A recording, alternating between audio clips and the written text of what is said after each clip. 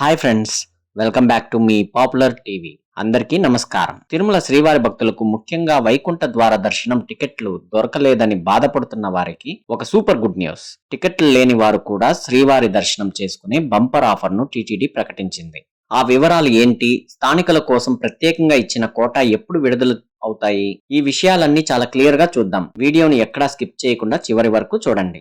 ముందుగా వైకుంఠ ద్వార దర్శనం టికెట్లు ఆన్లైన్లో బుక్ చేసుకోలేని వారికి లేదా ఎలక్ట్రానిక్ లక్కీ డీప్ లో సెలెక్ట్ కాని వారికి ఒక గొప్ప అవకాశం. మొదటి 3 రోజులు డిసెంబర్ 30, 31 మరియు జనవరి 1 తేదీల్లో కేవలం టికెట్ ఉన్న వారికి మాత్రమే దర్శనం చేసుకునే అవకాశం ఉంటుంది.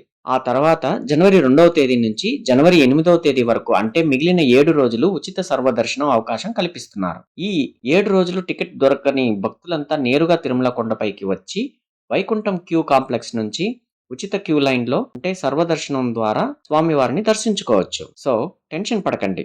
టికెట్ రాలేదని బాధపడితే జనవరి 2 నుంచి 8 వరకు ధైర్యంగా తిరుమల కొండకు పయనమవ్వండి. ఇక తిరుమల తిరుపతి ప్రాంతంలో ఉండే స్థానిక భక్తుల కోసం టీటీడీ మరో అద్భుత అవకాశం ఇచ్చింది. దీన్నే లోకల్ కోటా అని కూడా అంటారు. ఈ స్థానిక కోటా టికెట్లను డిసెంబర్ 10వ తేదీ ఆన్లైన్లో విడుదల చేయనున్నారు. స్థానికులు జనవరి 6, 7, 8 తేదీల్లో శ్రీవారి వైకుంఠ ద్వార దర్శనం చేసుకోవచ్చు. టోకన్ల వివరాలు: తిరుపతి లోకల్ వారికి ప్రతిరోజు 4,500 టోకన్ల చొప్పున 3 రోజులకు కలిపి మొత్తం 15,000 మందికి అవకాశం కల్పిస్తున్నారు. తిరుమల లోకల్ వారికి వీరికి కూడా రోజుకి 500 టోకన్లు అందుబాటులో ఉంటాయి. కాబట్టి తిరుమల తిరుపతి స్థానిక ఐడి కార్డు ఉన్నవారు డిసెంబర్ 10న సిద్ధంగా ఉండండి. చూసారుగా ఫ్రెండ్స్, టికెట్లు దొరకలేదని బాధపడే వారికి జనవరి 2 నుంచి 8 వరకు ఉచిత సర్వదర్శనం అవకాశం ఉంది.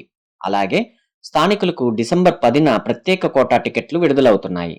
ఈ ముఖ్యమైన ఇన్ఫర్మేషన్ను మీ మిత్రులకు, కుటుంబ సభ్యులకు తప్పకుండా షేర్ చేయండి.